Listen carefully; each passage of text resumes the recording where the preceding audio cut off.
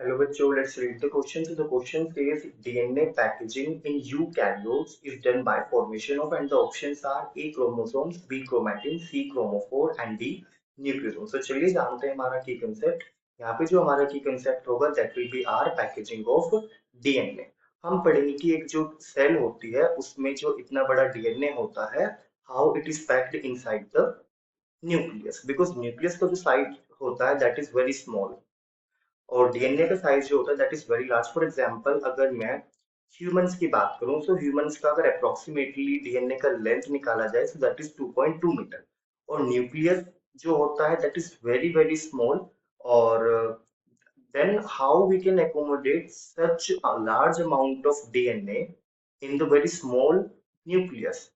So here comes the concept of DNA packaging. So basically क्या होता है, जो हमारा डीएनए होता है ये आपका नेगेटिवली चार्ज होता है. It is negatively charged.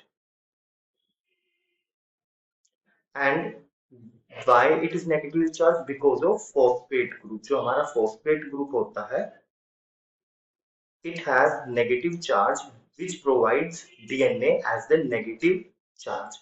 अब जो हमारा DNA नेगेटिव चार्ज कंटेन करता है तो we have basic histone proteins. So here comes the basic histone proteins. There are certain proteins जिनको हम हिस्टोन प्रोटीन्स बोलते हैं जो कि पैकेजिंग ऑफ डीएनए में हेल्प करते हैं. ये जो बेसिक हिस्टोन प्रोटीन्स होते हैं इनके ऊपर होता है positive charge. And we know that कि opposite charge is attracts. So histone protein के ऊपर पॉजिटिव चार्ज है एंड डीएनए के ऊपर फॉस्फेट ग्रुप की वजह से नेगेटिव चार्ज है. So both will attract together and as a result what happens कि हमारा जो डीएनए होता है वो हिस्टोन प्रोटीन्स के ऊपर कोइल हो जाता है.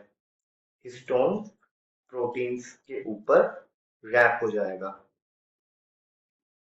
एंड एज अ रिजल्ट वो बनाता है आपका nucleosomes.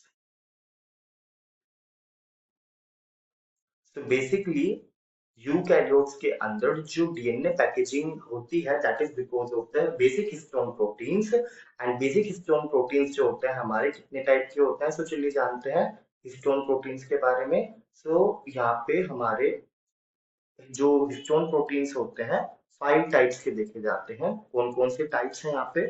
H1, H2A, H2B, H3 and H4.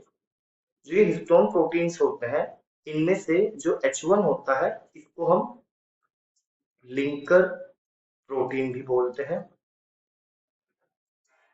And ये जो बाकी के जो 4 प्रोटीन्स हैं that is H2A, H2B, H3, ये आपके डाइमर फॉर्म्स में दिखेंगे.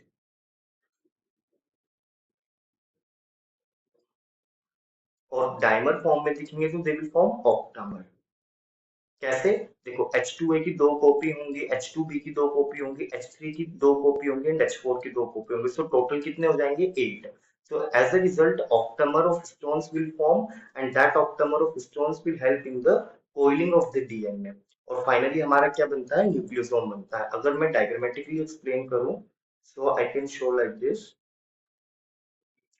सपोज ये मेरे हिस्टोन प्रोटीन्स का ऑक्टामर है एंड इस पे ऐसे डीएनए रैप हो जाता है.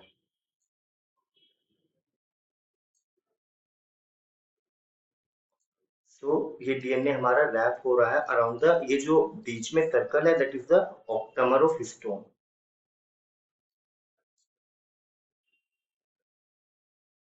एंड यहाँ पे हमारा आता है